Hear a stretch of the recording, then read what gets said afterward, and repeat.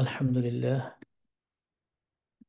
আলহামদুলিল্লাহ ওয়াকাফা ওয়াসসালামুন আলা ইবাদিহিল্লাযীনা ইসতাফা ওয়া বা'দ ফাআউযু বিল্লাহি মিনাশ শাইতানির রাজীম বিসমিল্লাহির রহমানির রহিম ওয়া আন্না লা নাদরি আশাররুন উরিদা বিমান ফিল আরদ আম আরাদা বিহিম রাব্বুহুম রাশাদা। সম্মানিত ভাই বোনেরা যারা বিভিন্ন মিডিয়ার মাধ্যমে আমাদের প্রোগ্রাম দেখছেন, সেটা অনলাইনে লাইভ হোক অথবা জুমের মাধ্যমে হোক, আমরা এখন যারা উপস্থিত হয়েছি তারা একটা সওয়াবের কাজ করে নেই মাঝখান দিয়ে। এটা হলো যে আমি আসলে লাইভে যেতে পারছিলাম না টেকনিক্যাল সমস্যার কারণে। পরে আমি কিউএনএস একাডেমির পেজে আমি লাইভ দিয়েছি। তো আপনারা যারা এখানে আছেন, সব ভাই বোনেরা যাদের অ্যাক্সেস আছে ফেসবুকে, ওখান থেকে আপনারা এটা লাইভে শেয়ার করুন। তাতে দেখা যাবে যে অনেক ভাই বোনরা এখান থেকে উপকৃত হতে পারছেন। আর আমি অনুরোধ করব আমাদের বোন উম্মে সালমাকে যে উনি আমাদের যতগুলো পেজ আছে সবগুলো পেজে আমাদের এটাকে আহ, কোন পদ্ধতিতে করা যায় এটা আমি অবশ্য জানি না, একটু মানে শেয়ার করে দেবেন।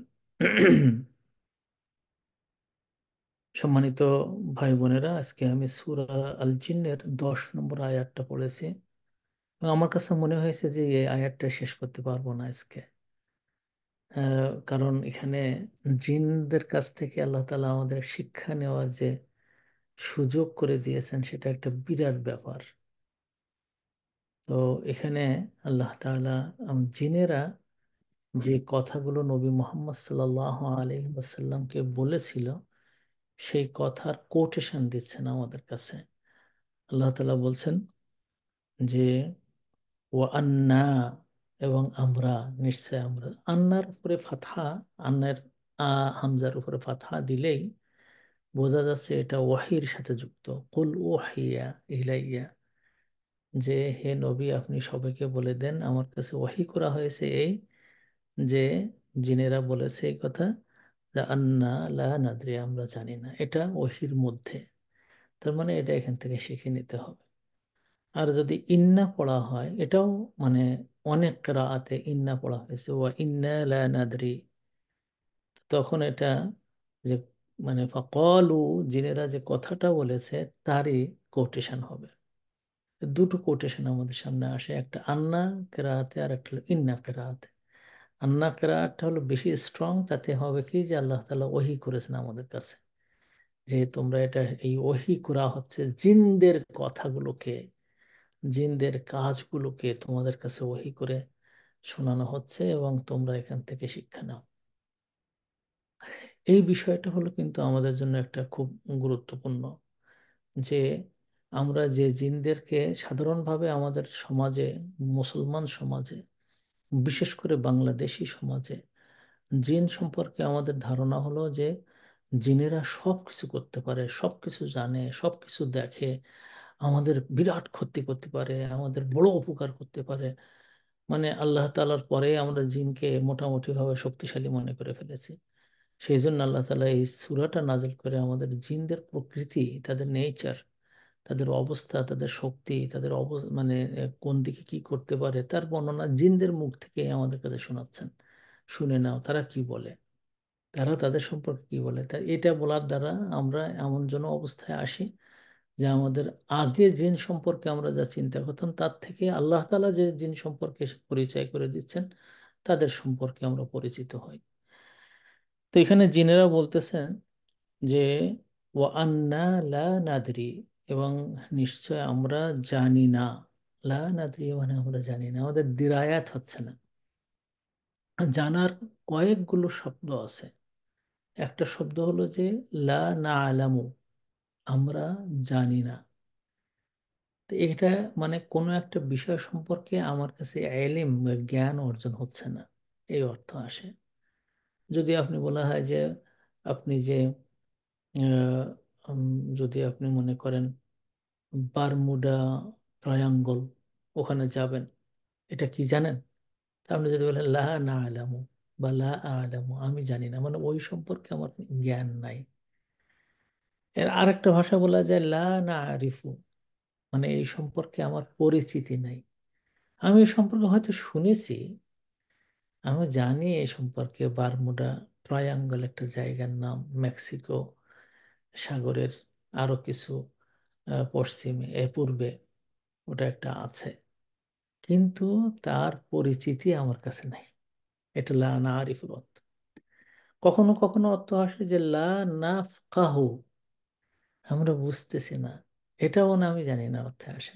এটা কি, যে বিষয়টা আছে এটা জানি, বিষয়ের পরিচয় মোটামুটি আমাদের জানা আছে, কিন্তু এর দ্বারা কি অবস্থা হবে এটা জানি না। যেমন ধরেন আপনি যদি সুন্দরবনে যান, আমাদের আমাদের বাড়ির পাশে, তো তখন যদি আপনি যদি আমার কাছে দাবি করেন যে ওস্তাদ আব্দুল সালাম, আপনাদের এলাকায় আসছে, একটা পাখি শিকার করে খাওয়ান, তো আপনি পাখির জ্ঞান, আমার পাখির জ্ঞান আছে, আমার পাখির প্রকৃতি সম্পর্কে আমাদের জানা আছে, কিন্তু ওই পাখি মারলে শীতকালে ওইটা সরকারের যে আইন, এটা কি হবে, আমি এখানে আপনাকে খাওয়াতে পারবো কিনা, পাখিটা মেরে বাসায় আনতে পারবো কিনা, জবাই করে আপনাকে খাওয়াতে পারবো কিনা, এই যে বিভিন্ন আইন টাইনগুলো আছে, এটা আমার জানা নেই।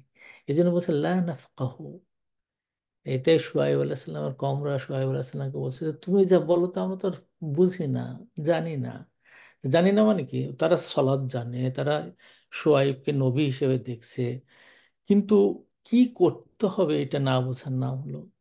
আরেকটা হলো যে লা নাদরি, এই যেটা জিনেরা এখানে বলতেছে লা নাদরি, আমাদের দেরায়াত নাই।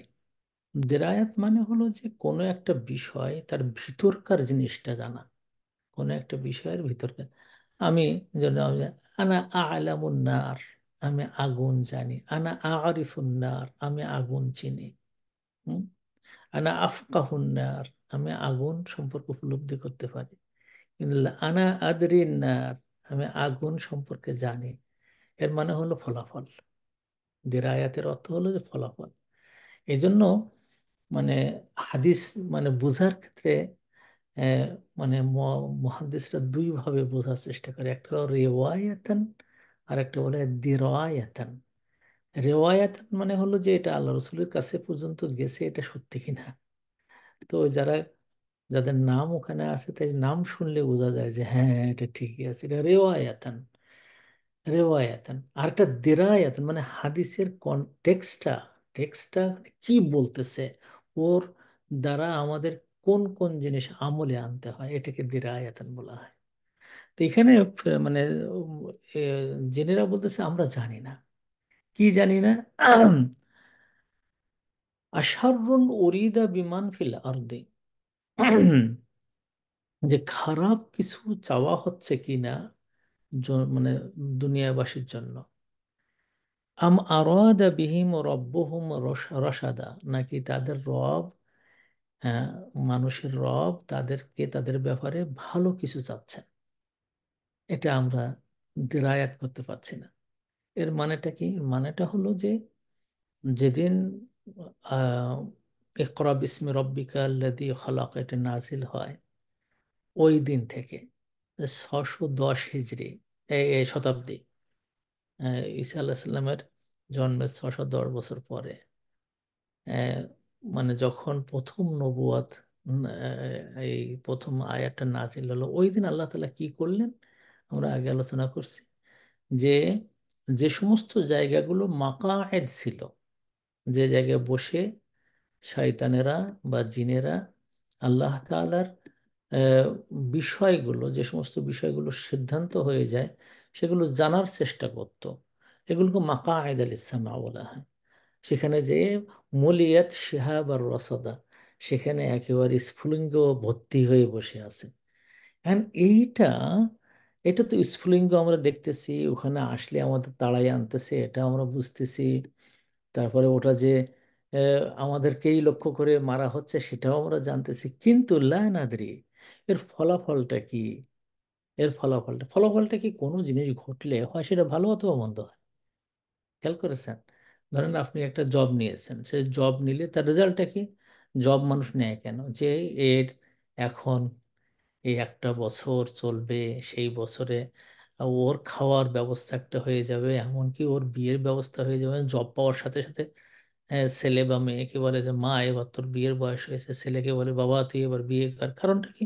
কারণ আমার এখন এলেম হয়েছে এবং মারেফা হয়েছে এবং ফেকে হয়েছে কি, যে তোমাদের ফলাফল হবে যে তোমরা এখন চলতে পারবা। এটাকে দিরায়া বলা হয়। দারুণ জিনিস এটা, এই জন্য জিনরা এটা বলেছে দিরায়াত লা নাদরি। আমরা জানি, আমরা জ্ঞান হয়েছে আমাদের, মানে প্রকৃতি আমরা দেখতে পাইছি, সেখানে আগুন আসে আমাদেরকে ধাক্কা মারে, কিন্তু আমাদের একটা দিরায়াত আসতেছে না, এর ফলাফলটা উপলব্ধি করতে পারছে না, যে মানুষের জন্য এখন কোনো কল্যাণ আসতেছে নাকি অকল্যাণ আসতেছে। তো এটা ওরা যখন প্রথমে আসমানে যখন এটা পেল, তখন তো মানে ওদের শয়তানের প্রধান যে ইবলিস তার কাছে যায়। ওরা বললে তোমরা খোঁজো দুনিয়ায় কোথায় কি আছে। তো তখন খুঁজতে খুঁজতে খুঁজতে খুঁজতে তাদের 9 জন আল্লাহ রসুলের কাছে এসে এই কথাগুলো বলতেছে, যে আমরা এই জানার জন্য বের হয়েছি এখন, যে এটা কি দুনিয়াবাসীর জন্য কোনো কল্যাণের কল্যাণ চাওয়া হচ্ছে নাকি অকল্যাণ চাওয়া হচ্ছে।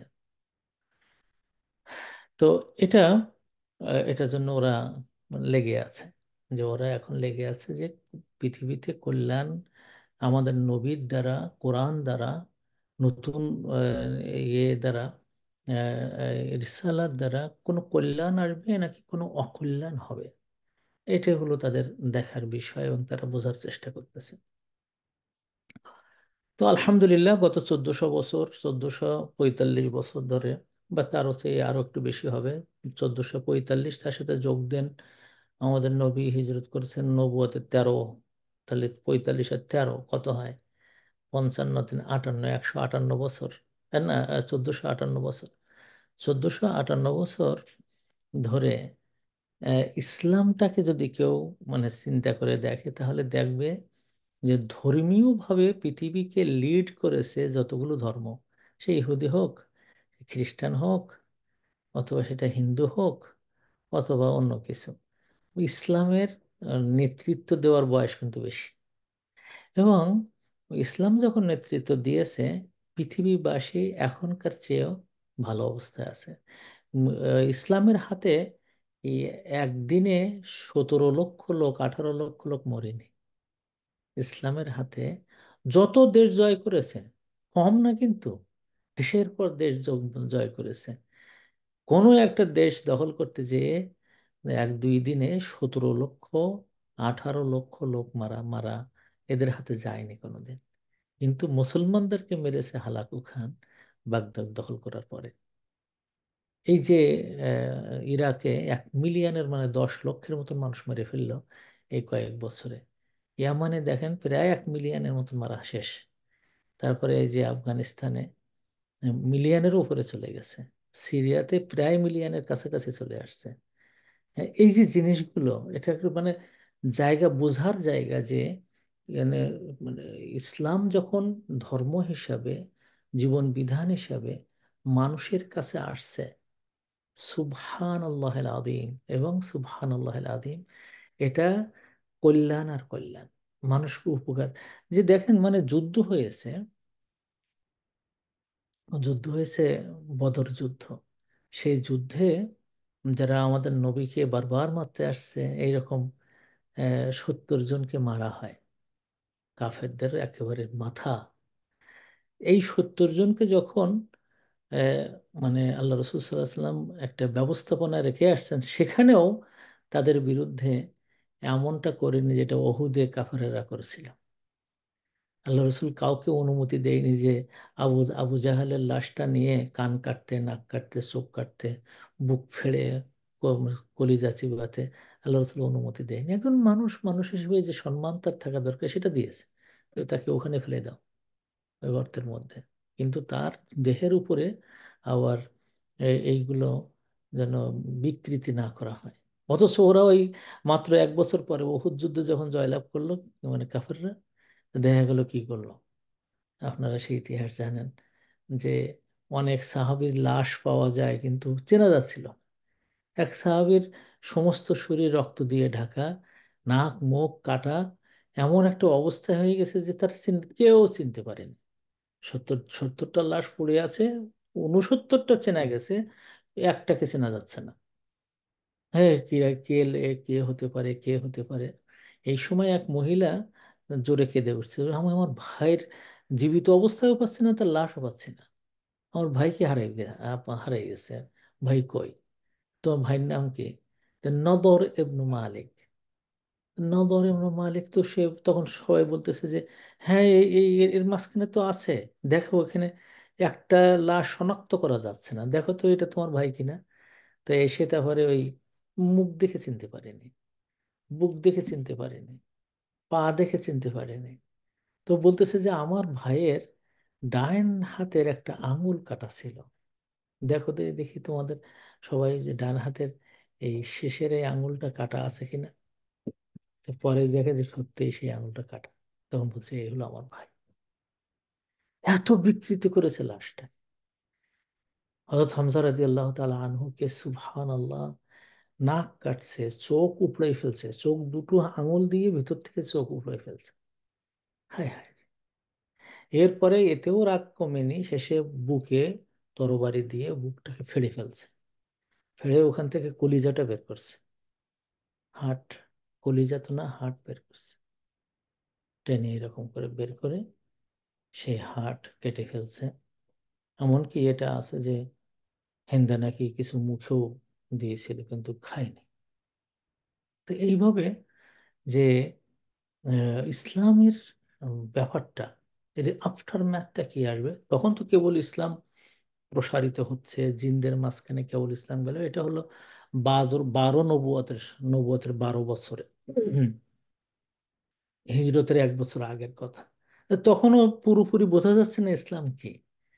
ওরা তখন বলতেছে যে আমরা আসলে বুঝতে পারতেছি না যে দুনিয়াবাসীর জন্য কোনো কল্যাণ নিয়ে আসতেছে এটা, নাকি কোনো অকল্যাণ নিয়ে আসতেছে। আচ্ছা, তো এখন এখানে দুটো জিনিস প্রথমে বুঝে নেওয়া দরকার। সেটা হলো যে যে আশারুন উরিদা বিমান ফিল আরদি আম আরাদা বিহিম রাব্বুহুম খায়রা, যে খারাপটা চাওয়া হচ্ছে মানুষের জন্য, নাকি তাদের রব ভালোটা চাচ্ছেন। এর দ্বারা একটা জিনিস বোঝা যায় যে এই নতুন ইসলাম গ্রহণ করেছে এরা 9 জন জিন। দেখেন তাদের জ্ঞানের জগৎটা কত উচ্চে আমাদের চেয়ে। মানে আমরা যারা এই এত বছর ইসলাম পালন করে আসছি, আমার সাথে যারা এখানে উপস্থিত আছেন, শত শত ভাই বোন, আমি যদি এখন জিজ্ঞেস করি আপনাদের কাছে যে কাদার সম্পর্কে আমাদের আকীদা কি থাকতে হবে, দেখবেন যে অনেকেই এদিকে ওদিকে এদিকে ওদিকে করতেছেন। কিন্তু ওরা যেদিন ইসলাম গ্রহণ করলো ওই দিনেই তারা যে ডিক্লারেশন অফ ফেথ করলো about the predestination, about your fate and কাদার, তারা বলল কি যে এটা খায়ের হতে পারে, ভালো হতে পারে, মন্দ হতে পারে। আল কদরু খাইরুহু ওয়া শাররুহু, আল কদরু খাইরুহু ওয়া শাররুহু মিনাল্লাহি তাআলা। তো যখন আমানতু বিল্লাহি তখন বলতে হয় আল আল কদরি খাইরিহি ওয়া শাররিহি মিনাল্লাহি তাআলা, যে কদরের ভালো হোক এবং মন্দ হোক এটা আল্লাহর পক্ষ থেকে আসে। এইটা আমরা ইসলাম গ্রহণ করার পরে শিখতেছি। আর ওরা কেবল ইসলাম নেওয়ার সাথে সাথে এই কথাটা ডিক্লারেশন দিছে, এবং এইটাই আমাদের প্রথম আজকে শিক্ষা। দেখেন ওরা 9 জন, এই জিনদের, ওরা ইসলাম গ্রহণ করেই কিন্তু ওই দিন তারা শিখে ফেলেছে এবং আমাদেরকে জানাইছে। আজকেই আমরা শিখে ফেললাম যে আল্লাহ তাআলার পক্ষ থেকে যে তাকদীর করা হয়েছে, সেই তাকদীরটা ভালো এবং মন্দ সব আল্লাহর পক্ষ থেকে আসে। এখন যদি বলা হয় যে এটা তাকদীর আবার কি, তাকদীর আর কিছু না, ওটা হলো ইলম। ইলম, ইলমুল্লাহ, আল্লাহ তাআলা ইলম। কি ইলম? আমার ভবিষ্যৎ সম্পর্কে, আল্লাহ এই জায়গাটায় আমাদের কোনো বুঝার চেষ্টা করতেও নিষেধ করেছেন, যে তোমরা জানার চেষ্টাও করবে না তোমার ভবিষ্যৎ কি। তোমার প্রত্যেক দিনে তোমার যে কাদার যেটা নির্ধারণ করা হয়, সেখানে দুটো বিষয় আসে। প্রথম বিষয়টা হলো ইলম, এটা কিন্তু আমরা মনে রাখতে হবে, যে আমার সম্পর্কে আল্লাহ জানা। আল্লাহ ভালো জানেন আমার সম্পর্কে। এই ছাড়া পৃথিবীতে কোনো জিন, কোনো মানুষ, কোনো পীর, কোনো আব্দুল সালাম উস্তাদ বলতে পারেন। আব্দুল সালাম উস্তাদ যদি বলে দেয় যে মাশা আল্লাহ তুমি তো জান্নাতে, তা না, আমি জানি না কিচ্ছু, আমার কোনো জ্ঞানই নাই। এটা আল্লাহ তাআলাই ভালো জানেন। ইলম। দুই নম্বর হলো এই যে ইলম অনুযায়ী আল্লাহ তাআলা দুটো কাজ করেন দুনিয়াতে। একটা হলো আল কাদরু, আর একটা হলো আল কাদাউ। আল কাদারু, আর একটা হলো কাদাউ। কাদাটা আগে না কদরটা? কাদা মানে ফায়সালা করা, মীমাংসা করে দেওয়া। আর কাদর মানে পরিমাণ, পরিমাণ তৈরি করা।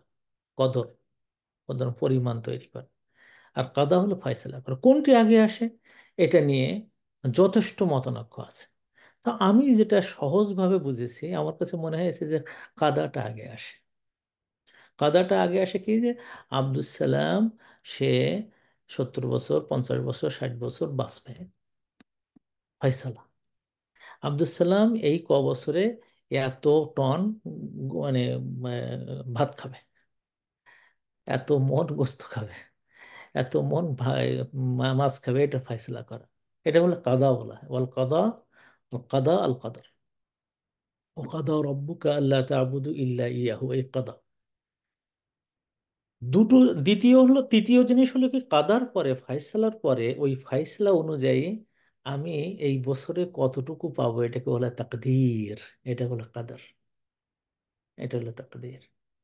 তা কাদা, ফাইসালা হলো যে এই বছর আব্দুল সালামের এই, তার যে বয়স, তার এই বয়সের এই অংশটা এই বছর খাবে, এটা হলো কাদা। আর ওই বছরে প্রত্যেক দিন আমি কি খাবো, কি পরবো, কতটুকু স্বাস্থ্য ভালো থাকবে, কতটুকু খারাপ থাকবে, কখন মরণ হবে, কখন জীবিত জীবন হবে, এই জিনিসগুলোকে ডিটেলস লিখে দেওয়ার নাম হলো কাদার। বোঝা গেছে? এই তিনটি জিনিস আমাদের মাথায় রাখতে হয়। ভালো, এবং এটা এই যে কাদার যখন আসে, কাদা তো আসছে, আমার জীবনের ফায়সালা হয়ে গেছে, এইটার অনুযায়ী যখন কাদার আসে, যখন পরিমাণ নির্ধারণ করা হয়, তখন ভালো এবং মন্দ দুইটা থাকে। ভালো এবং মন্দ দুইটা থাকে। যেমন ধরেন, একজন বোন বা ভাই এখানে সিদ্ধান্ত নিয়েছে যে আমি এমএ পাশ করব। তা তখন গভর্নমেন্টের কাছে জিজ্ঞেস করা হয় যে গভর্নমেন্ট হুজুর, আমি এমএ পাশ করব। তখন বলে যে হ্যাঁ, রাজি আছি, এমএ পাশ করো, আমরা নিজের খরচে তোমার পড়াবো না, আমাদের পাবলিক স্কুল আছে, ইউনিভার্সিটি আছে। হ্যাঁ। তখন এই যে আমার ব্যাপারে যে ওরা সিদ্ধান্ত নিল যে হ্যাঁ তুমি পড়ো, তুমি পড়ার সুযোগ আছে, এটা হলো কাদা। আর তাকদীর কাকে বলা হয়? তাকদীর বলা হলো যে তোমার বয়স এখন কত জিজ্ঞেস করতেছে, আমার বয়স 3, 4, তো স্কুলে যাও। তাই আচ্ছা, তাই স্কুলে যেয়ে, ওটা প্রাইমারি স্কুল বলে, প্রাইমারি স্কুলে এই বছর এই এই এই এই জিনিস, এসব কাদার, তাকদীর। এরপরে হলো দ্বিতীয় বছরে, তৃতীয় বছর, চতুর্থ বছর, পঞ্চম বছরে, এটার পরে একটা পরীক্ষা দেবো। আরে আল্লাহ, পরীক্ষা দেবো? হ্যাঁ, এই পরীক্ষায় কেন্দ্রীয় পরীক্ষা হবে, এখনো পরীক্ষা উঠে দিচ্ছে। ক্লাস 10-এ যে একটা পরীক্ষা দাও, ক্লাস 13-এ যে একটা পরীক্ষা দাও, এরপরে অনার্সে যে প্রথম বছর শেষে এর পরীক্ষা। আল্লাহ, এটা আবার কি? তাহলে পরীক্ষা দিতে হবে এবং সেখানে ভালো রেজাল্ট করতে হবে, এই বিপদ! আরে কষ্ট! আমার জীবনে এই রকম কষ্ট, পরীক্ষার কষ্টের মতন আর জীবনে নাই। আমার কষ্ট দেখে আমার মা যে কত কিছু খাওয়াতো, আল্লাহ রে, তার কোনো ইয়াত্তা নেই। কারণ জানে যে আমার ছেলের জীবন অর্ধেক শেষ হয়ে যাবে একটা পরীক্ষায়। এখন এই যে আমি যে তখন কষ্ট করতেছি এই পরীক্ষা, এটাকে খুব খুব ভালো কাজ নাকি? আমি ঘুমাবো, নাক ডাকিয়ে ঘুমাবো, আমার শরীর নাদুস নুদুস করব, তা না করে আমার শরীর চিকন করে ফেলতেছি, পড়তে যেয়ে রাতের পর রাত জেগে ফেলতেছি, মাথা টনটন করে ঘুরতেছে। হ্যাঁ, এগুলো কেন করছে? এগুলো সব কাদার, এবং ওইটা খারাপ। ভালো কি? আমি গোশত খাচ্ছি, আমি মাছ খাচ্ছি, আমার মা চুরি করে এসে আমাকে ডিম খাওয়াই দিয়ে চলে যাচ্ছে। হ্যাঁ, সব ভালো। ভালো হলো খাইরুহু ও শাররুহু। শাররুহুটা কি? ওই পরীক্ষা এসে গেছে একটা। আর যদি গভর্নমেন্টের কাছে বলা হয় যে আমার ছেলেটা দেখেন তো যে মরে যাচ্ছে, এবং এই ছেলে এখন তো প্রত্যেক সাবজেক্টে এমনকি বাংলার জন্য আবার টিউটর লাগে। আমি দেখলাম যে আমার ভাতিজাকে বাংলাও পড়ানোর জন্য টিউটর নিয়োগ করছে। তখন আমি বললাম যে হায় হায় রে, জগৎ কি হবে গেছে। তো এদেরকে দিতে গেলে এবার 5,000 6,000 টাকা দেওয়া লাগে মাসে, শুধু টিউশনের জন্য। চিন্তা করে দেখেন। তা আল্লাহকে যদি বলা হয় যে আল্লাহ এই কি করতেছে কি, এ, বা গভর্নমেন্টকে যদি বলা হয় গভর্নমেন্ট এই যে পরীক্ষা সিস্টেমটা করার কারণে দেখেন আমার ছেলে তার জীবনটা শেষ হয়ে গেল গো, আর কি পরিমাণ টাকা যাচ্ছে গো, হ্যাঁ, এত বড় বিপদ কেন সবাই দিছে। তখন গভর্নমেন্ট হাসবে, বলবে কি, এই বিপদটা দেওয়ার কারণে তো একটা ভালো জিনিস আছে কি, ও যখন মেট্রিক পাস করবে গোল্ডেন 5 পেয়ে, ও যখন ইন্টারমিডিয়েট পাস করবে A+ পেয়ে, তখন সে খুব ভালো একটা ইউনিভার্সিটি চান্স পাবে। তখন আর তাই নাকি, আচ্ছা, তো ভালো ইউনিভার্সিটি চান্স পাওয়ার কি হবে, ভালো ইউনিভার্সিটি থেকে যদি সে A স্টার পেয়ে নাম্বার পেয়ে তারপরে সে যদি পাশ করে বের হয়ে যায়, তো তখন সে আমার দেশে খুব ভালো জব পেয়ে যাবে। তো আচ্ছা, তখন ছেলেকে বোঝায়, দেখো ছেলে, কষ্ট করলেও তোমার কোনো সমস্যা নেই, তুমি তো জান্নাত পাচ্ছ। ওইটা হলো সাররন, ওইটা হলো সার, মানে বা মানুষের জীবনে যে আমরা মনে মনে মাঝে মাঝে বুঝি যে কদরের মধ্যে খারাপ কি আর ভালো কি। এখন এই যে সার যেটা আসে আমাদের, এই সারটা কি আমাদের উপকারার্থে নাকি আমাদের ক্ষতির কারণ? উপকারার্থে। এই যে আমার জীবনে এই যে কষ্ট আসছে, আমি যে ডাক্তারের কাছে যে মানে অপারেশন করে আসলাম, আমার তো মনে হয়েছে যে এই গত 40 দিনে আল্লাহ তালার যতটুকু ডাকা হয়েছে, এটা বোধহয় অন্য সময় এরকম ডাকা হয় না। তাহলে আমার এই অসুখটা দিয়ে আল্লাহ তালার কাছে যাওয়া গেছে, যাওয়া হচ্ছে। তাহলে বোঝা গেল আল কাদরু খাইরুহু ওয়া শাররুহু মিনাল্লাহ তাআলা। আজকের আয়াতের এই একটা জিনিস জিনদের কাছে আমরা জেনে ফেললাম, যে নবীর রিসালাত যখন আসছে তখন এটা এটা ভালো এবং মন্দ উভয়টা নিয়ে আসছে, এবং ভালো মন্দ উভয়টা নিয়ে আসছে। তো এর মানে ওরা বুঝতেছে না এখানে ভালো আছে মন্দ আছে, ভালো কি থাকবে, কোরআন জানা যাবে, হাদিস বোঝা যাবে, ইসলাম জানা যাবে, নামাজ পড়া যাবে, জাকাত দেওয়া যাবে, মানুষকে উপকার করা যাবে, মানুষের সাথে হাসি মুখে কথা বলা হবে, সুন্দর চরিত্র হবে, সব ভালো। আবার খারাপ কি, যুদ্ধ আসবে, যুদ্ধ আসলে সেখানে তার বিরুদ্ধে যুদ্ধ করতে হবে, মানে যুদ্ধে মারামারি হবে, মারা গেলে মানুষ মারা যাবে, হ্যাঁ, এটা আবার কেমন, এটাও আসবে। এই ক্ষেত্রে যে ওরা বলতেছে যে এখন এই আমরা বুঝতে পারতেছি না যে ওভারঅল লাভ মানুষের পক্ষে আসতেছে না বিপক্ষে যাচ্ছে। ওরা ওই সময় আমাদের নবীর কাছে এই ঘোষণা দিচ্ছে যে ওভারঅল রেজাল্টটা কি। আর শাররুন উরিদা বিমান ফিল আরদে আম আরাদা বিহিম রাব্বুহুম রশাদা, আল্লাহ কি মানুষের কল্যাণার্থে রসাদ চাচ্ছে, তাদেরকে সৎ পথ দেখাতে চাচ্ছে, নাকি তাদের খারাপ নিয়ে আসছে, আমরা এটা বুঝতে পারতেছি না। লা নাদরি। ভালো মন্দ হবে এটা বোঝা যাচ্ছে, এই যে আপনাকে মেরে কয়েকদিন মানে মানে কিছুক্ষণ আগে তো মেরে দিল তয়েফ থেকে, তাই না? এই যে ঘটনাটা যা ঘটতেছে তার কিছুক্ষণ আগে কিন্তু আল্লাহ রসুল সাল্লাহ সাল্লামকে তয়েফে মারছে, মেরে তার জুতা টুতাগুলো সব আটকে গেছে, গায়ে রক্তাক্ত হয়ে গেছে, বেহুশ হয়ে গেছে। এরপরে উনি হাঁটতে হাঁটতে ওয়াদি নাখলাতে আসছে, সেখানে এই সূরাটা নাযিল হচ্ছে, জিনদের সাথে পরিচয় হচ্ছে। চিন্তা করে দেখেন তাহলে এই যে রক্তটা তারা দেখতেছে, এই যে কষ্ট তারা দেখতেছে, তাহলে কি এই এই খারাপটা এখানে প্রিভেল করবে নাকি ভালোটা এখানে চলে আসবে, এটা তারা জানে না। এর দ্বারা কি বোঝা গেল? এর দ্বারা যে জিনেরাই অকপটে আমাদের কাছে বলে দিচ্ছে যে আমাদের পর্যায়ে কিন্তু এরকম অনেক জিনিস তোমরা জানো আমরা জানি না। আমরা কি জানি? আল্লাহ রসুল সাল্লাহ সাল্লাম প্রথম এসেই আমাদেরকে শিখিয়ে দিলেন, একেবারে প্রথম দিনে যেদিন লা ইলাহা ইল্লাল্লাহর বাণী দিলেন, বলেন কুলু লা ইলাহা ইল্লাল্লাহ তুফলিহু, তোমরা সবাই লা ইলাহা ইল্লাল্লাহ বলো, তোমরা সফলতা পাবে। দেখেছেন নি আমাদের, আমরা জেনে গেছি জিনদের আগে, জিনেরা এখনো পর্যন্ত এর পরে এই ঘটনার পরে যেদিন আল্লাহ রসুল এই কথাটা বললেন, এই ঘটনার 12 13 বছর পরে যে জিনেরা পাচ্ছে, এই 12 13 বছর আগে আমরা মানুষেরা জেনে গেছি যে আল্লাহ তালা আমাদের কল্যাণ এবং সাকসেস চাচ্ছে। এইটা হলো মানুষের এবং জিনের মধ্যে পার্থক্য, সেটা হলো যে আমরা যা জানি ওরা তা জানে না। বা আমরা আমাদের নবীর মাধ্যমে, কোরআনের মাধ্যমে, হাদিসের মাধ্যমে অনেক জিনিস জানছি যেটা ওরা এখনো জানেনি। যারা আবার আলেম পড়াশোনা করে তারা হয়তো জানতে পারে। তাহলে এখানে প্রথম যে জায়গাটা ওরা আমাদের জানান দিচ্ছে যে তারা গায়েবের কোনো খবর জানে না। কোনো পাগল যেন আজকের তাফসীরের পরে কোনো পাগল যেন অন্তত এই বিশ্বাসটা রাখেন না যে জিনের মাধ্যমে আমি বোধহয় এটা জানতে পারবো। আমার কাছে যে কত লোক আমার কাছে যে হাত পা ধরে, হুজুর আমি তো আপনার ছাত্রী। এখন আবার আবার এই নতুন গান উঠেছে, এই গানটা আগে ছিল না।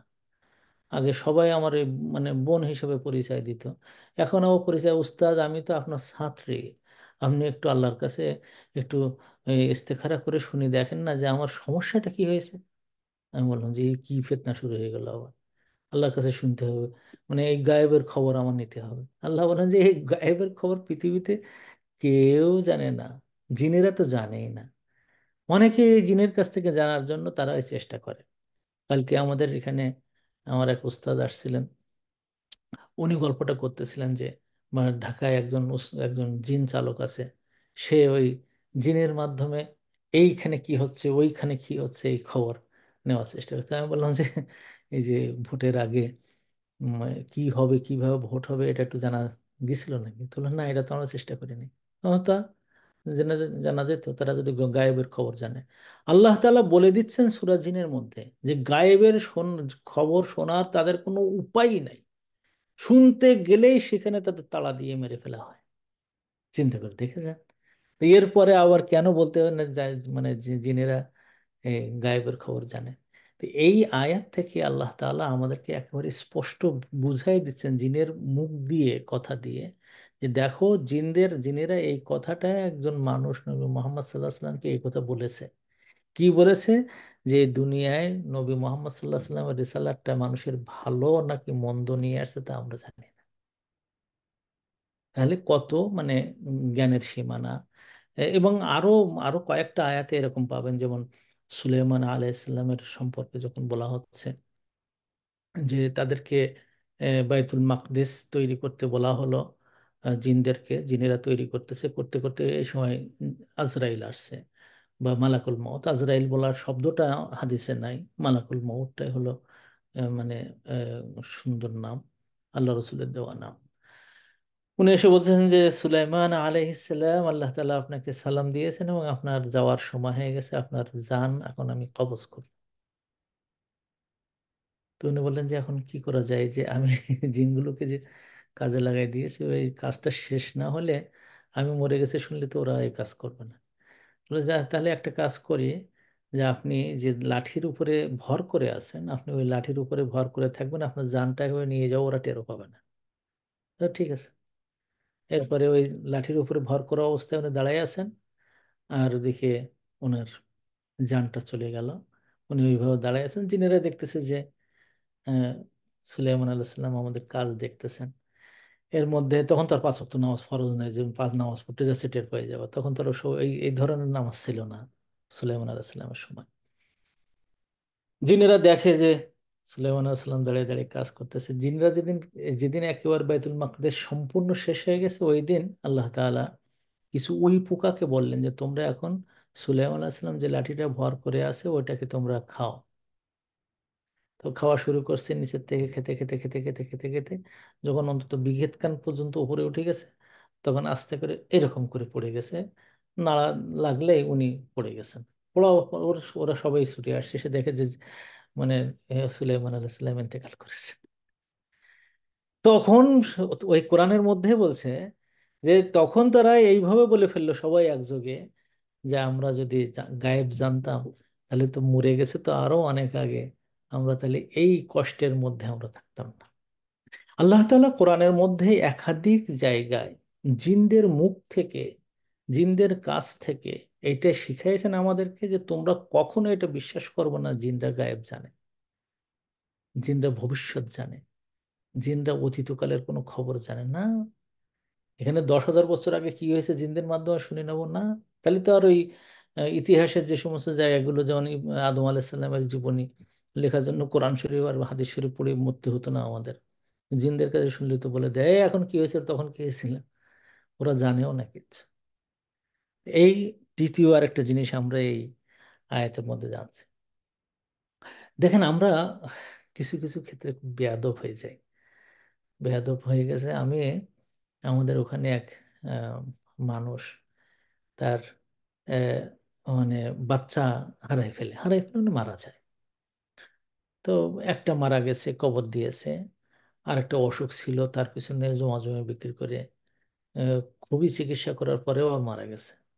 তো বলতেছে লোকটা, আল্লাহ তুমি আর মানুষ দেখলে না, আমারে তুমি কেন এরকম দেখে আমারে সর্বনাশ করলে? তা আমি তারা বলতেছি যে, চাচা আপনি এরকম বলতেছেন কেন? তো বলবো না, এত লোক আমার চতুর্পাশে, তাদের বাড়িতে মালাকুল মউত যেতে পারে না, আজরাইল যেতে পারে না, আমার বাড়িতে আসলো আল্লাহ আর লোক পায় না। এসব হলো সব শুধু গুনাহ না, শুধু যে মানুষ যে আশরাফুল মাখলুকাত, এর সম্পূর্ণ বিপরীতের কথা। কেন এই কথা বলবে? কেন এই কথা বলবে? আল্লাহ রসুল সাল্লাহ সাল্লামের প্রথম সন্তান কাসেম মারা গেল। দ্বিতীয় সন্তান আব্দুল্লাহ আত-তাইয়্যিব আত-তাহের, এত সুন্দর ছেলে ছিল, দেখতে একেবারে একেবারে আল্লাহ রসুলের আব্বার মতো চেহারার হয়েছিল। এই জন্য তার নাম হতেছে আব্দুল্লাহ। আর এত সুন্দর যে তার নামে আবার উনি আরো দুটো নাম বাড়াই দিলেন, তাহের এবং তাইয়্যিব। আব্দুল্লাহর নাম ছিল কিন্তু এই দুটো। অনেকে মনে করে আল্লাহ রসুলের চার ছেলে ছিল খাদিজার থেকে, না, দুই ছেলে ছিল। একটা নাম কাসেম, একটা নাম আব্দুল্লাহ। আব্দুল্লাহকে তাইয়্যিব এবং তাহের বলা হতো। কাসেম মারা গেছে, আব্দুল্লাহ মারা গেছে। মারিয়া কিপ্তিয়ার গর্ভ থেকে একটা ছেলে আসছে, তার নাম দিয়েছে আল্লাহ রসুল খুব আদর করে ইব্রাহিম। চিন্তা করেন, তার আপন বাবার নাম দিয়েছে একটা, আর ইব্রাহিম তার হলো পরদাদা নামে একটা সন্তানের নাম দিয়েছে, সেও মারা গেল। জাইনাব মক্কা থেকে মদিনায় আসতে যে পেটে বাচ্চা নিয়ে আসতেছিল, উটের উপর থেকে পড়ে গেছে, পড়ে যেয়ে বাচ্চাটাও মারা গেল, উনিও মারা গেলেন। কিছুদিন পরে রুকাইয়া মারা গেলেন, উম্মে কুলসুম মারা গেলেন। ফাতেমার তিন ছেলে হয়েছে, তিন ছেলের এক ছেলে মারা গেল। হ্যাঁ, এই যে মারা যাওয়ার সিলসিলা আল্লাহ রসুলের জীবনে, একবারও তিনি কি এই সমস্ত কথা বলেছেন? একবার এতটুকু হয়েছে যে ইব্রাহিম যখন মারা যাচ্ছে তখন তার কোলে, আর ওই বুকটা এমন ভাবে ওঠানামা করতেছে, আর এই মুখের এখানে শ্বাসটা এত কষ্ট হচ্ছে, ছোট্ট মানুষ তো, শ্বাসকষ্ট হচ্ছে আর বুকটা উঠানামা করতেছে, আল্লাহ রসুল বুকের উপর হাত দিয়ে রাখছেন এরকম করে। এরপরে ওই বুকে উঠানামা করছে, কষ্ট হচ্ছে, আল্লাহ রসুলের চোখ দিয়ে পানি পড়তেছে। এরপরে যখন আস্তে করে রুহটা বেরিয়ে গেল, তখন উনি বলছেন, আল্লাহ আইনু তাদমা, চোখ দিয়ে অঝরে পানি ঝরছে আমার, ওয়াল কালবু ইয়াহজান, আর আমার অন্তরটা ব্যথায় ভেঙে যাচ্ছে। ওয়ালা নাকুলু ইয়া ওয়া ইন্না লিফিরাকিকা ইয়া ইব্রাহিম লামাহজুনুন, ও ইব্রাহিম তুমি চলে যাওয়ার পরে আমরা সবাই খুবই স্যাড, খুবই দুঃখিত হয়েছে। ওয়ালা নাকুলু ফিকা ইল্লা মা ইরদি রব্বানা, তোমার সম্পর্কে এমন কথা বলবো না যেটা আল্লাহ তাআলাকে খুশি করবে না। চিন্তা করে দেখেন, কান্না আসবে চোখে, উম, আহ, বুক ওঠানামা হতে পারে, মানে কান্নার সাথে চোখ দিয়ে অঝরে পানি ঝরতে পারে, বুক ব্যথায় ভেঙে খান খান হয়ে যেতে পারে, কিন্তু এমন কথা যেন আমরা না বলি যেটা আল্লাহ তাআলা অখুশি হন। তাহলে আমাদের কথায় দেখা যায় যে আদব বেআদবের বহিঃপ্রকাশ ঘটে। আজকের এই আয়াতে জিনদের একটা স্টেটমেন্ট আমরা পড়তেছি, এবং সেই স্টেটমেন্ট, এই জিনটা 9 জন জিন ছিল, এবং তারা সব পিএইচডি হোল্ডার ছিল না, বিরাট বিরাট শিক্ষিত ছিল না, কেবল ইসলাম গ্রহণ করছে। এই কেবল ইসলাম গ্রহণ করা জিনরা আল্লাহ তাআলার সম্পর্কে যে আদবটা শিখাইছেন, সেটাও আজকে আমাদের এই মুসলমানদের শেখা উচিত। জিনদের আদবটা, এই যে ভালো এবং মন্দ আল্লাহ তাআলা তৈরি করেছেন, এতে কোনো সন্দেহ নেই। এটা আমাদের আকীদার বিষয় যে আল্লাহ ভালো তৈরি করেছেন, রাত তৈরি করেছেন, দিন তৈরি করেছেন, হায়াত তৈরি করেছেন, মৃত্যু তৈরি করেছেন। আল্লাহ তাআলা মানে কল্যাণকর জিনিস তৈরি করেছেন, অকল্যাণকর জিনিস তৈরি করেছেন, আরোগ্য তৈরি করেছেন, রোগ তৈরি করেছেন। কেমন ভালো মন্দ দুইটাই, এটা হলো আমাদের আকীদার বিষয়। কিন্তু যখন খারাপের বিষয়টা আল্লাহ তাআলা সব ডিসিশনের বিষয় নিয়ে কথা বলবো, তখন আমাদের আদব বজায় রাখতে হয়। যেটা জিনেরা করেছে কি, সেটা কি আদব বজায় রাখছে? যখন খারাপের দিকে, যে খারাপটা চাওয়া হচ্ছে নাকি ভালোটা চাওয়া হচ্ছে, তো এখানে খারাপটার জায়গায় যে তারা বলতেছে আশারুন উরিদা বিমান ফিল আরদি, খারাপটা কি চাওয়া হচ্ছে? তারা বলেনি যে আল্লাহ তাআলা কি খারাপটা চাচ্ছেন? না। কারণ চাওয়াটা আল্লাহ তাআলা চান, তো এটাই ঠিকই আছে, কিন্তু আমরা যারা সৃষ্টি, আল্লাহ তাআলার আল্লাহ তাআলার সৃষ্টি, আল্লাহ তাআলা যে সম্মানটা দিতে হয়, সেই সম্মানে আমাদের কথা হলো যে আমরা যেন এই খারাপের সৃষ্টির ব্যাপারটা আল্লাহর কাছে যেন না যায়। আল্লাহ তুমি আমারে জ্বর দিছো, আল্লাহ তুমি আমার জ্বরটা ভালো করে দাও, না, এটা বলা যাবে না। ইব্রাহিম আলাইহিস সালাম কি বলছেন? ওয়াইদা মারিদতু ফাহুয়া ইয়াশফিনি, আমি অসুস্থ হয়ে গেছি, আল্লাহ আমি তুমি অসুস্থ করেছো, তুমি যখন আমাকে অসুস্থ করে দাও তখন তুমি আমার সুস্থ করে দিও। ইব্রাহিম এটা কয়নি, বেয়াদবি কথা এটা। আল্লাহ তুমি আমার জ্বর দিয়েছো, তুমি ভালো করে দাও, না, এটা মানে আদবের কথা না। আল্লাহ তুমি আমার ক্যান্সার যখন দিছো, তো তুমি আমার ক্যান্সারটা ভালো করে দিও, না, ওটা আদবের কথা না। আল্লাহ তুমি যখন আমার ফেল করে দিছো, তো এবার পাশ করে দিও, না, এটা আদবের কথা না। জিনেরা শেখাচ্ছে, জিনেরা বলতেছে যখন খারাপের কোনো জিনিস, আল্লাহ সব তো আল্লাহ তাআলার সৃষ্টি, কিন্তু যখন আমি একজন সৃষ্টি মানুষ, স্রষ্টা সম্পর্কে কথা বলবো, তখন আমার ভাষাটা যেন এরকম থাকে। এই যে বাপ মার সাথে আমরা কথা বলে, বাপ বাপকে মাকে, তুমি এটা করেছো, তুমি এটা করেছো, না, ওটা আদব না। আব্বা আমার এরকম হয়েছে, আব্বাটা করেছে এটা বলবো না, এটাও সামাও তো করে ফেলেছেন আব্বা, কিন্তু আব্বা আমার এটা এরকম হয়েছে, আমার টাকার অভাবে আমার খুব সমস্যা হয়েছে, না তুমি টাকা দেওনি তো এটা তার অভাবে আমি এরকম, না, এটা আদবের কথা না, জিনেরা শিখাচ্ছে। চিন্তা করে দেখেন। এই জন্য আল্লাহ রসুল সাল্লাহ সাল্লাম সবসময় বলতেন যে তোমরা কখনো তো এই কথা বলো না যে আমি কোরআন শরীফ মুখস্থ করে আবার ভুলে গেছি। না, না, এটা গুনার কাজ। কোরআন শরীফ মুখস্থ করে ভুলে যাওয়া গুনার কাজ, তাই এই গুনার কাজটা তোমার তোমার দিকে বলো কেন যে আমি ভুলে গেছি? না, বলো যে শয়তান আমাকে ভুলাই দিয়েছে, অথবা আমাকে ভুলাই দেওয়া হয়েছে। চিন্তা করে দেখছেন, খারাপ কাজ একজন করেছে, তাকেও বলা হচ্ছে যে তুমি, আল্লাহ রসুল বলেন, তুমি যে খারাপ কাজটা করেছো এটা আল্লাহর সামনে বলো না, আল্লাহ শয়তানের ফ্রেবে আমার এটা করা হয়েছে, শয়তান আমাকে এইটা করাইছে। চিন্তা করে দেখেছেন? আল্লাহ রসুল বলতেছেন যে তোমরা বলবো না নাসিতু, আমি কোরআন ভুলে গেছি, একথা তোমরা বলো না, বলবা উনসিতু, আমি কোরআন আমাকে ভুলাই দেওয়া হয়েছে। চিন্তা করে দেখছেন? মুসা আলাহিসাল্লাম তার ভাতিজা ইউশা ইবনে নুনকে সাথে করে নিয়ে আহ, খিদির আলাহিসাল্লামের সাথে দেখা করতে গেছেন। দেখার সময় যে মানে একটা পরীক্ষার জন্য একটা মাছ ভাজা নিয়ে গেছেন, আল্লাহ তাআলা নিয়ে যেতে বলছেন। বলছে যে এই ভাজা মাছ, মরা, মরা আবার ভাজা, এই ভাজা মাছটা যেখানে নদীর মধ্যে এর হাঁটতে হাঁটতে চলে যাবে, ওই জায়গা খিদির আছে। তো ওরা দুইজন যায়, যে দেখো এক এক জায়গায় আশ্রয়, এই মানে রেস্ট নিচ্ছে। রেস্ট নিতে যে মুসা আলাহিসাল্লাম কিছু ঘুমাই নিয়েছেন, ওই ঘুমানোর সময়ে মাছটা ওখান থেকে এরকম নড়ে চড়ে চলে গেছে। তো এটা ইউসার মনে ছিল না এটা মুসা আলাহিসাল্লামকে বলতে। ওরা ঘুমের থেকে উঠে আবার হাঁটা শুরু করছে। বেশ কিছু দূর যেয়ে বলতেছেন যে আতিনা গদা আনা, আমাদের যে দুপুরবেলা যে খাবারটা ছিল সেই খাবারটা দাও।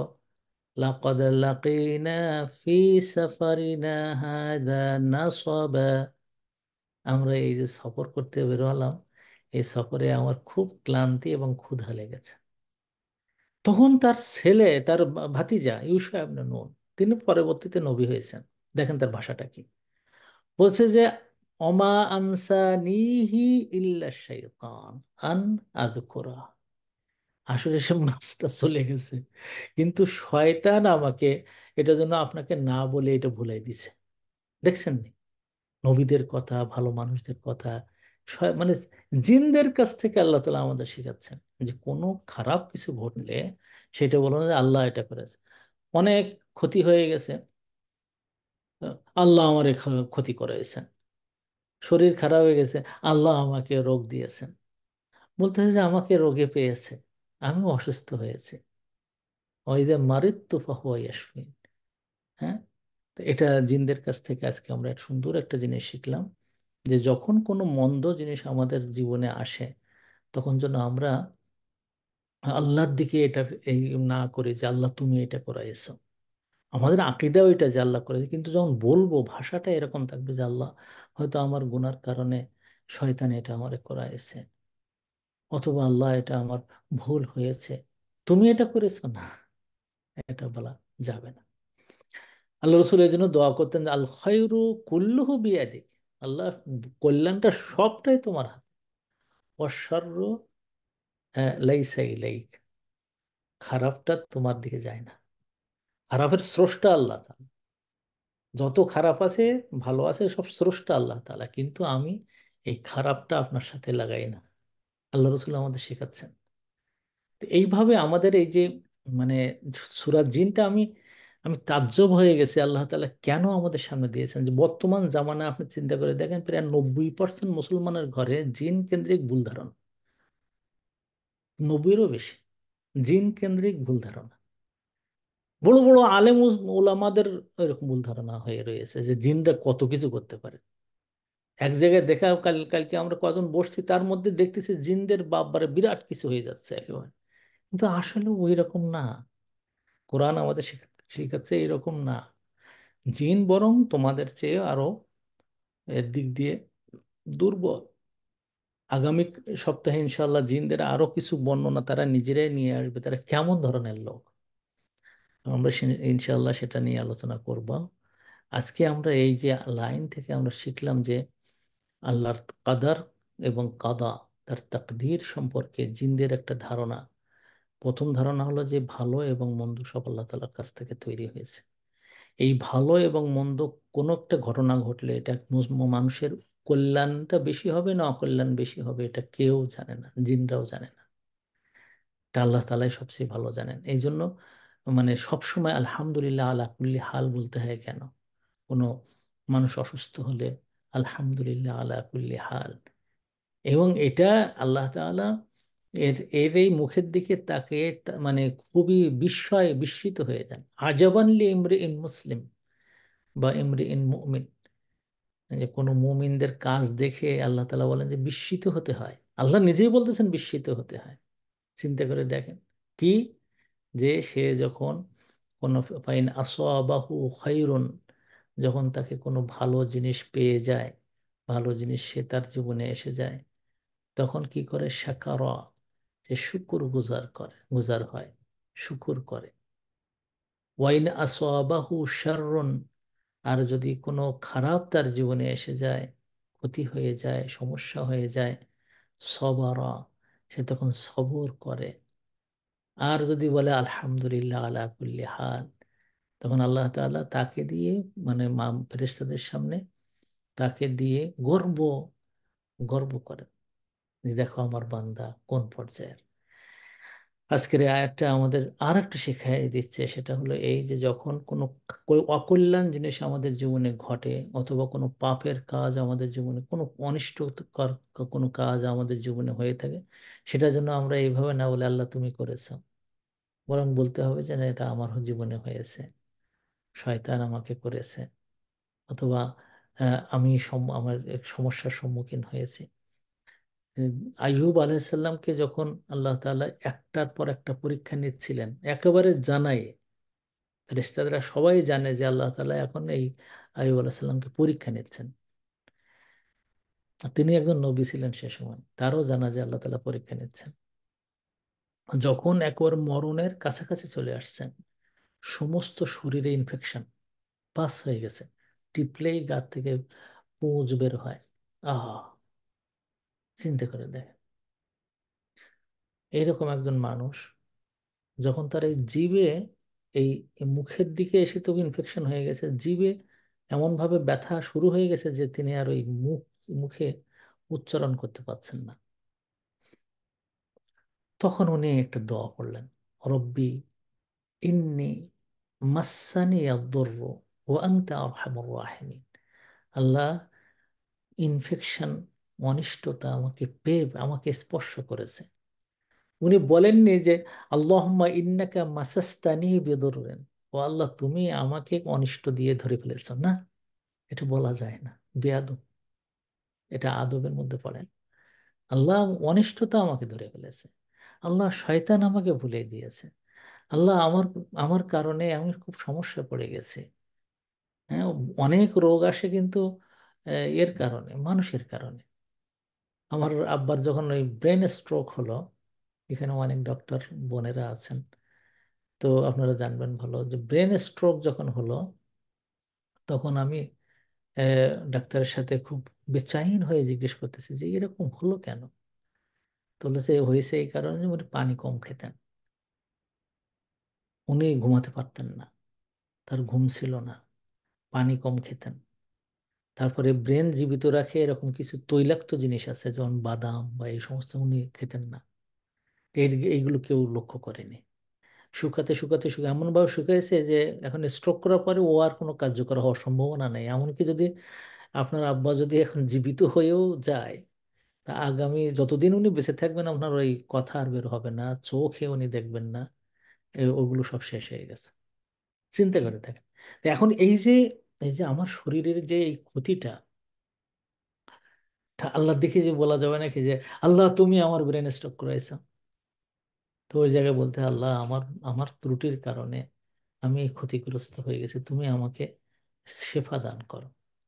চিন্তা করে দেখছেন, মানে ফেরেশতাদের অন্য আনুকূল্য পেতে গেলে যে মানে ভাষাটা ব্যবহার করতে হয়, জিনদের পর্যন্ত দেখেন নতুন ইসলাম গ্রহণ করেও সেদিন আমাদের কিভাবে একটা সুন্দর জিনিস শিখাই দিয়ে গেল। আজকের এই আয়াতটা আমরা যখন মাদ্রাসায় পড়ি, তো প্রত্যেকটা জায়গায় এই আয়াতটা চলে আসতো, যে দেখো আল্লাহর সাথে কিভাবে আদব নিয়ে কথা বলতে হয়। আজকে আমি আলোচনা করতে পেরে আনন্দিত যে আমার হাজার হাজার ভাই বোনেরা আজকে রমজানের প্রাক্কালে এই আয়াতটা খুব ভালোভাবে শুনলেন এবং বুঝলেন, এবং আজকে থেকে আমাদের ভাষা যেন আল্লাহর সাথে এই জিনদের চেয়ে আরো সুন্দর হয়, জিনদের চেয়ে আরো সুন্দর হয়। আমি মানুষদের কথাও নিয়ে আসলাম আর জিনদের কথাও নিয়ে আসলাম। মানুষদের কথাকে আল্লাহ পছন্দ করছে, জিনদের কথাটাও পছন্দ করছে, কিন্তু মানুষদেরকে আল্লাহ বেশি ভালোবাসছেন। তাদের মতন যেন আল্লাহ রসুল যে ভাষায় কথা বলছেন, আমাদের মুসা আলাহিসাল্লামের ভাতিজা ইউশা ইবনে নুন যে সমস্ত কথা বলেছেন, আইয়ুব আলাইসাল্লাম যে ভাষায় কথা বলেছেন, জাকারিয়া আলাইসাল্লাম যে ভাষায় কথা বলেছেন, ওই ভাষায় যেন আমাদের কথাগুলো হয়। সম্মানিত ভাই বোনেরা, প্রত্যেক রমাদানের আগে আমরা যে কাজটা করি সেটা হলো যে রমাদান শুরু হওয়ার আগে আমরা কিছু একেবারে গরিব মানুষ, যাদের 1 মাস চলার মতো টাকা পয়সা নাই, তারা হয় মানে ভিক্ষা করে খাবে, অথবা মানুষের কাছে চাই চিনতে খাবে, অথবা তারা খুব কঠোর পরিশ্রম করত, সেই পরিশ্রমে কোনো রকম মাস চালাবে, এইরকম বাছাই করা প্রান্তিক গরিব মানুষদেরকে আমরা কিছু খাবার দিয়ে তারপর রোজা আমরা শুরু করি। এবারও তাই করছি। গতবার আমরা আলহামদুলিল্লাহ আপনারা আপনাদের দানে আমরা আলহামদুলিল্লাহ আলহামদুলিল্লাহ আমরা 650টা প্রায় ঘরে আমরা 1 মাসের খাদ্য দিতে পারছিলাম, 3000 টাকা করে পড়ছিল। এইবারও আমরা 10টা জেলায় 1000 মানে পরিবারকে আমরা টার্গেট নিয়েছি। আলহামদুলিল্লাহ সুম্মা আলহামদুলিল্লাহ, যে 1000 পরিবারে আমরা রমজানের একদিন আগে খানাটা দিয়ে আসবো, আর বলবো তোমরা চিন্তা করো না, আল্লাহর ইবাদত করো। আর যারা যারা মনে করেন যে আমরা আপনাদের নামটাই ওরা দেওয়া মানে দোয়ার সময় স্মরণ করবে, আপনারা বলে দেবেন যে আমার নামটা যেন যে বাড়িতে দেওয়া হয় সেই বাড়িতে আমার নামটা যেন দেওয়া হয়। তো আমরা সেটা করব, যাতে করে তারা যখন দোয়া করবে, তো অধিকাংশ আমাদের ভাই বোনরা বলে না না, নাম টাম দরকার নেই, ওটা তো আবার মানুষ জানা হয়ে যাবে। তা আমি গোপনেই দিয়ে দেয়, আল্লাহ তালা বরকত দেবেন। এবার আমরা 1000 মানুষের ঘরে কিন্তু দেওয়ার চিন্তা করছি। আলহামদুলিল্লাহ, আমি গত শুক্রবারে ঘোষণা দেওয়ার পর থেকে এ পর্যন্ত আমেরিকা থেকে আমাদের কিছু ভাই, আল্লাহ একবার, একেবারে জেনারেল শিক্ষিত, তাদের মনের মধ্যে এটা আসছে, তারা প্রায় একশো একশো পরিবারের দায়িত্ব নিয়েই ফেলছে। আর আপনারা গত এই 6-7 দিনে যা দিয়েছেন, ছয় 6 দিনে, তাতে 80 জনের, 80টা পরিবার, এই 180টা পরিবারের দায়িত্ব অলরেডি নেওয়া হয়ে গেছে। আমরা কিন্তু রমজানের 3 তারিখের পরে টাকা দিলেও আমরা নেই না। যদি তোষমত করেন তখন আমরা আমাদের শেষ। কারণ আমরা এর পিছনে কাজে লাগাই, তাদেরকে বলবো রমজানের কাজ ইবাদত করেন, এই আবার ঘরে ঘরে যাওয়ার আর জিনিসপত্র কেনার দায়িত্ব নাই। তো রমজানের 3 তারিখের ভিতরে আমাদের হাতে টাকা না আসলে আমরা আর তারপরে কোনো টাকা দিতে চাইলেও নেই না আমরা। তো এখন যদি বলেন যে হুজুর আমরা তো রমজানের সওয়াব নিতে চাই, এখন দিলে তো সওয়াব হবে না, না, ভুল কথা। আমরা এই জিনিসটা রমজানের আগে যেহেতু দেবো এবং রমজানে ওরা খাবে, রমজানের ওই সওয়াবটা আপনার আমল নামায় আসবে। যে এক একটা আমল করলে যে 700 গুণ সওয়াব পাওয়া যাবে, ওই সওয়াবটা আপনার আমল নামায় আসবে। কারণ এটা আগে টাকা আমাদের হাতে দিচ্ছেন, কিন্তু ওটা দেওয়া হচ্ছে রমজান মাসে। কাজে ওটা আবার চিন্তা করার দরকার নেই যে কি জানি এখন দিলে আমরা আদায় হবে কিনা বা ওই রকম সওয়াব হবে কিনা। এখানে কোনো জাকাতের টাকা দিয়েন না জানো। আমরা চাচ্ছি না যে এখান থেকে আমরা, আপনার ঘরের থেকে দেবেন। আপনার ঘরের থেকে যদি কেউ মনে করেন না আমি কিছু জাকাতের টাকা দেবো এখানে, তা দিতে পারেন, কারণ আমরা একেবারে গরিব মানুষদেরকে দেবো এটা। দিতে পারেন, কিন্তু আমরা জাকাতের টাকাগুলোকে আমরা উম, এটা মনে করব আমরা যে ও আমার এক ঘরের একজন সদস্য, আমি যেমন রোজা থাকবো সেই রকম। তো এটার জন্য এই বছর 3200, গত বছর 3000 ছিল, এবার 3200, 200 বাড়ছে আর কি। তা এটা যদি আপনারা মানে এতে দেন, পাউন্ডে দেন, তাহলে 25 পাউন্ড। আর ডলারে এবং ইউরোতে দিলে এরা 30 ডলার বা 30 ইউরো। আর টাকায় দিলে 3200। যদি আপনারা পেপালের মাধ্যমে দেন তাহলে একটা কাজ করবেন, কারণ আমরা কিন্তু আসলে পকেট থেকে টাকা দেওয়ার মতন অবস্থা আমার ব্যক্তিগত নাই। তো আপনারা যে কাজটা করবেন, যদি পেপালের মাধ্যমে দেন, পেপাল আমাদের কাছ থেকে প্রত্যেকটা ট্রানজেকশনে টাকা কাটে। 50 পাউন্ড দিলে প্রায় 5 পাউন্ডের মতন কাটে, 100 পাউন্ড দিলে প্রায় 7 পাউন্ডের মতন কাটে, 7.5 পাউন্ডের মতন কাটে। তো যখন আপনার পেপালের মাধ্যমে দেবেন তখন একটু বলুন করে দেবেন আর কি আমাদের, তাতে ওই আপনি যে টাকাটা দিয়েছেন আমরা চাই যে হুবহু ওই টাকাটাই ওখানে চলে যাবে ইনশাআল্লাহ। তো আপনারা আজকে থেকে আগামী 1 সপ্তাহের মধ্যে আমি চাইবো যে আপনারা যারা যারা দান করতে চান এই ক্ষেত্রে তারা তাড়াতাড়ি করবেন। তাহলে আমার হবে কি যে আমি আমাদের যে সমস্ত প্রত্যেকটা জেলায় জেলায় আমাদের যে সমস্ত ভাইরা আছে, 10টা জেলায়, ওদেরকে আমরা টাকা পাঠিয়ে দিয়ে বলবো যে কেনা শুরু করে দেন। তাতে রমজানের শুরু হওয়ার 2 দিন আগে প্রত্যেকের ঘরে ঘরে এটা চলে যাবে, আর তারা আমাদের জন্য দোয়া করবে। আমাদের মসজিদ প্রকল্প আছে, প্রত্যেক রমজানে আমরা একটা করে মসজিদ করি। এবার যে মসজিদটা হয়েছে ম্যাসিভ মসজিদ, আলহামদুলিল্লাহ। গ্রামের মাঝখানে প্রায় 1000 লোক সেখানে নামাজ পড়তে পারবে ইনশাআল্লাহ। তো এটা একটা বিরাট একটা কাজ আপনারা করে দিয়েছেন, আলহামদুলিল্লাহ। আপনারা আপনাদের পকেট থেকে দেওয়া টাকা প্রায় 45 লক্ষ টাকা, 35 লক্ষ টাকা আপনারা দিয়েছেন, আর স্থানীয়রা দিয়েছে 12 লক্ষ। এই দিয়ে একটু বিশাল মসজিদ, 100 বছরের পুরাতন মসজিদ আপনারাই করে দিয়েছেন। ওটার নাম দিয়েছে আমার এক উস্তাদের নাম অনুসারে, মসজিদু শেখ নিয়াস মখদুম আল খুতানি। কারণ ওখানের ইমাম সাহেব ছিলেন, আমরা সবাই ওনার ছাত্র। এই জন্য ওনার নামটা দিয়ে আমরা মনে করছি যে ওনার পরিবারের জন্য দোয়া হবে, এবং ওনার জন্য সবাই তো দোয়া প্রত্যেকের জন্য হবে, কিন্তু ওনার পরিবারের জন্য একটু জন্য দোয়া হয়, এবং পরিবার থেকে অনেক টাকা দিয়েছেন তারা, আলহামদুলিল্লাহ। তো আপনারা এই রমজানে আমাদের যে সমস্ত প্রকল্পগুলো আছে প্রত্যেক বছরের মতন এবারও আপনারা শরিক হয়ে যাবেন ইনশাআল্লাহ। আমরা এখন এর থেকে কি বলে লাইভ থেকে বের হয়ে আসতেছে, স্টপ করে দিলাম। এখন যারা প্রশ্ন করবেন তারা সবাই হাত উঁচু করুন, আমি একজনের পর একজন এখানে প্রশ্নের জন্য ডাকবো। প্রথম প্রশ্ন করবেন আমাদের বোন সাদিয়া। উম, আসসালামু আলাইকুম রহমতুল্লাহ। সম্মানিত শায়েখ, মানে আমার মানে দুঃস্বপ্ন দেখার পরে মানে কি করতে হবে? একটু মানে নামাজে দাঁড়িয়ে যেতে হবে, অথবা মানে 3 দিক মানে বাম পাশে থুতু ফেলতে হবে, মানে আমি